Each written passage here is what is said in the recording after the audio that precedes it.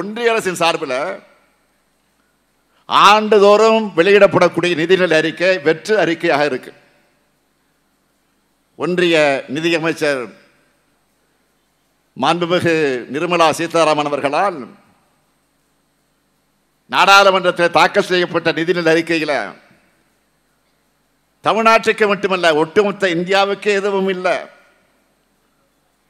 திருக்குறளை மேற்கோள் காட்டினா போதும், தமிழ்நாட்டை ஏமாத்தினான்னு நினைக்கிறாரு நிதியமைச்சராக இருக்கக்கூடிய நிர்மலா சீதாராமன் அவர்கள்.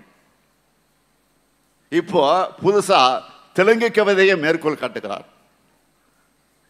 நாடு என்றால் வெறும் மண் அல்ல, அது மக்கள் தான் என்பதை அப்பாராவ எழுதின அந்த கவிதையோட பொருள்.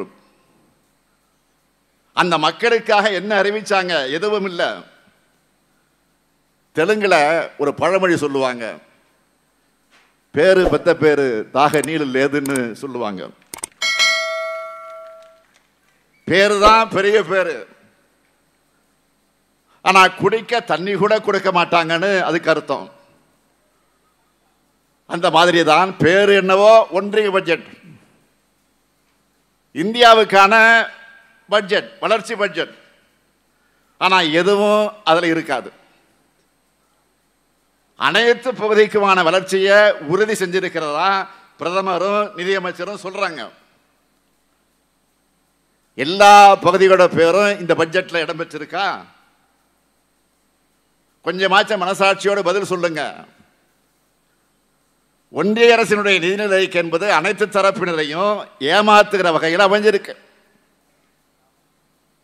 உழவர்கள், விவசாய பெருங்குடி மக்கள் 4 ஆண்டுகளாக போராடிக்கிட்டு இருக்காங்க.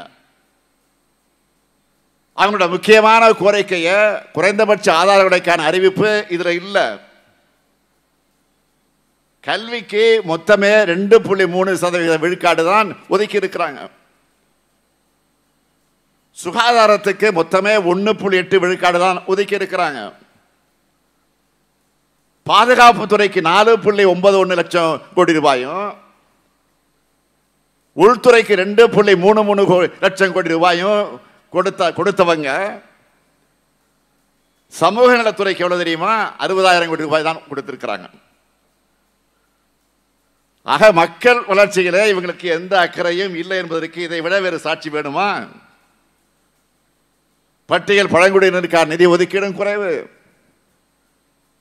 புதிய வேலைவாய்ப்புக்கான திட்டங்கள் இல்லை, காப்பீட்டுத் துறையில் அந்நிய நேரடி முதலீட்டை 100 விழுக்காடு அதிகப்படுத்துறது மூலமா எல்ஐசியை ஒழிக்க முயற்சி செய்யறாங்க. உர மானியத்தை குறைச்சிட்டாங்க,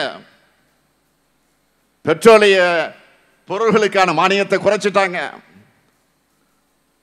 சமையல் எரிவாயு மானியத்தையும் குறைச்சிட்டாங்க. பொருளாதாரத்தை வளர்க்கிற திட்டங்கள் இல்லை, பொருளாதார ஏற்றத்தாழ்வை குறைக்கிற முயற்சிகள் இல்லை, நிதியை பெருக்கிற திட்டங்கள் இல்லை. இந்த நிதிநிலை அறிக்கையினுடைய மிகப்பெரிய சலுகையாக அவங்க சொல்வது 12 லட்சம் ரூபாய் ஆண்டு வருமானம் கொண்டவங்களுக்கு வருமான வரி இல்லைன்னு சொல்லப்படுது. இந்திய நாட்டினுடைய மக்கள் தொகை எவ்வளவு? 140 கோடி. அதுல 2 விழுக்காட்டுக்கு குறைவான மக்களுக்குத்தான் சலுகை தானே தவிர வேறல்ல. இதையே பெரிய சாதனையாக காட்டுறாங்க. அனைத்து மாநிலங்களுக்கான ஒன்றிய பட்ஜெட்னு சொல்லிட்டு பீகார் பீகார் பீகார்னு 6 முறை சொல்லுகிறார் அமைச்சர் நிர்மலா சீதாராமன் அவர்கள்.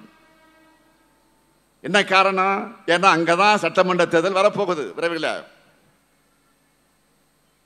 கடந்த முறை நிதி அறிக்கையில் என்னாச்சு? ஆந்திரான்னு அறிவிச்சாங்க. அங்க சட்டமன்ற தேர்தல் வந்தால் அப்படி சொன்னாங்க. இப்போ பீகார்ல தேர்தல் வரப்போகுது என்பதால பீகார்னு சொல்றாங்க. பீகாருக்கோ ஆந்திராவுக்கோ திட்டங்களை ஒதுக்க வேணாம்னு நான் சொல்லல. எங்களை ஏன் புறக்கணிக்கிறீங்கன்னு தான் நாங்க கேட்கிறோம். தமிழ்நாட்டுக்கான புதிய சிறப்பு திட்டம் உண்டா? இல்ல. தமிழ்நாட்டுக்கான புதிய ரயில்வே திட்டம் உண்டா? இல்ல. ரயில்வே திட்டங்களுக்கான நிதியாவது அதிகம் கொடுத்திருக்கிறாங்களா? இல்ல. சென்னை மெட்ரோ 2ஆம் கட்ட பணிகளுக்கு நிதி உண்டா? இல்ல. பெஞ்சல் புயலுக்கு இழப்பீடு உண்டா? கிடையாது. மிக்ஜாம் புயலுக்கு இழப்பீடு உண்டா? அதுவும் கிடையாது.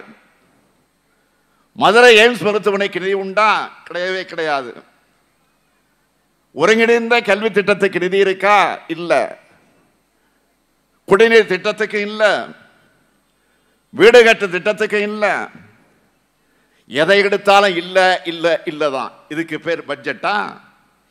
நான் கேட்கிறேன், இதுக்கு பேர் பட்ஜெட்டா? மாண்புமிகு நிதியமைச்சர் நிர்மலா சீதாராமன் அவர்களே, தமிழ்நாட்டை சார்ந்தவர் என்பது பெருமையா, இல்ல தமிழ்நாட்டுடைய வளர்ச்சிக்காக நிதி ஒதுக்கிறது பெருமையா? கொஞ்சம் யோசிச்சு பாருங்க. உங்களுடைய மனசாட்சிக்கு இதை விட்டு விடுகிறேன். இந்த கேள்வியை கேட்டு நான் இத்தோடு விடுகிறேன். அதை மாநிலங்களுக்கு நிதி தராத ஒன்றிய அரசு கடன் தருது. அது வட்டி இல்லாத கடனா? வடக்குல நடக்கிறது ஆட்சியா இல்ல வட்டி கடையா? அப்பா தன் பிள்ளையோட படிப்புக்கு உடைக்கு உணவுக்கு பணம் தராம கடன் தரேன்னு சொல்ல முடியுமா? அப்படி கொடுத்தா அதுக்கு பேரு குடும்பமா?